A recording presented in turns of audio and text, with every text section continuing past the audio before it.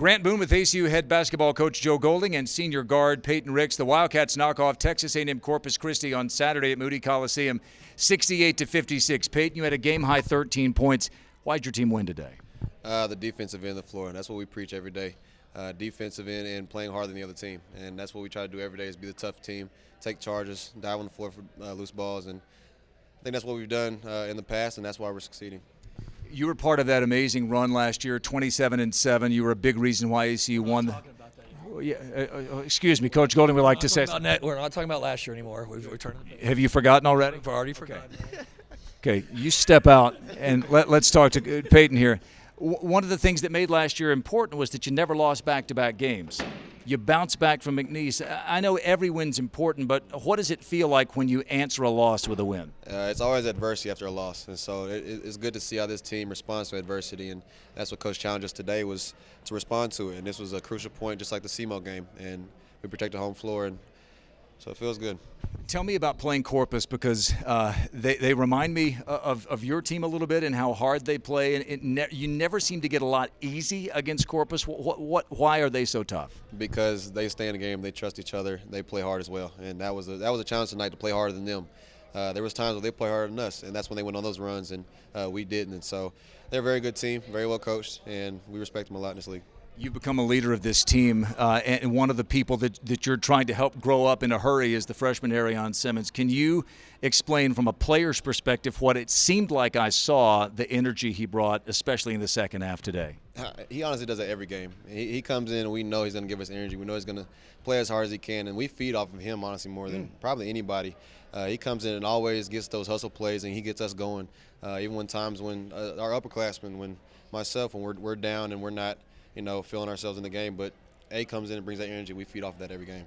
Parkview High School in Little Rock's been pretty good to ACU with Jalen Franklin here the last 4 years. Coach, you said a couple of games ago that if there's anything you're not worried about with your team, it's Payten Ricks shooting. He makes 3 threes today, including an and one, a 4-point play when your team really needed it. Tell me about the things that we don't see with the naked eye that Payten does. He works. He works at his craft. He's spent hours and hours in the gym, and any kid that continues to work on his craft has the ultimate green light, in my opinion. And in our program, and Payton's paid his dues to be able to take the shots and to have the freedom that he has. And I'm a big believer that if you respect the game of basketball and you work at the game of basketball will reward you. And if you don't work and you don't spend time on your craft, sometimes you're always searching, of why the shots. And he works. He's one of the hardest working guys we have in our program. He's been with us 4 years. He's grown not only as a basketball player but as a man.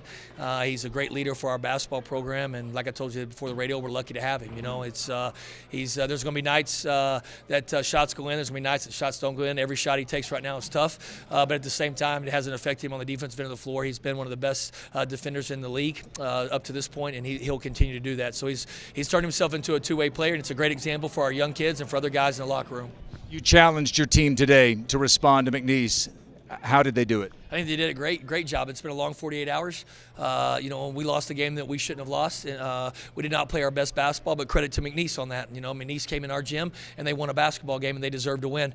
And then now you got to find out a little bit about your team. It's easy when you're winning games to be a good teammate, be a good practice player, be a good supporter. But when your back's against the wall and you lose games, you find out a lot about your team individually and as a unit. And I thought our team had the best practice we've had in a long time on Thursday. Our practice yesterday was good, not great, but it wasn't as good as Thursday, but it was still good. And then we came here today and we were ready to play. And so I thought our start tonight was terrific.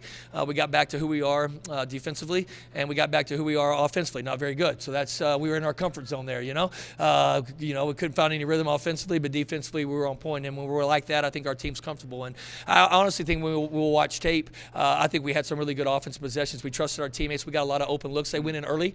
They didn't go in. But the thing that we have to understand is all game you have to do that. When you go through spells where you force some shots or you don't make the extra pass, then it's like it's just draining because the pass is there. And there was probably 4 or 5 possessions where we didn't make the extra pass and we needed to, and we forced some shots. And so again, we got a lot of guys that are playing different roles and different minutes, and every game's a learning experience, and we got different guys step up in each and every game, and that's the exciting thing for me. We've got a bench full of guys that want to play. I know they want to play. Everybody in college basketball wants to play, but the way you play it is you earn your minutes in practice and you earn your minutes when you get in the game. You do the things things that we're asking you to do. When you do that, good things happen. And I think that's a great example. You were talking about Arion earlier, but you should see Arion's practices the last 3 or 4 weeks. He's been practicing at a high level. He doesn't practice like a freshman anymore, and he's working on his craft. He's doing the things we're asking him to do. He's buying into going to the offensive glass.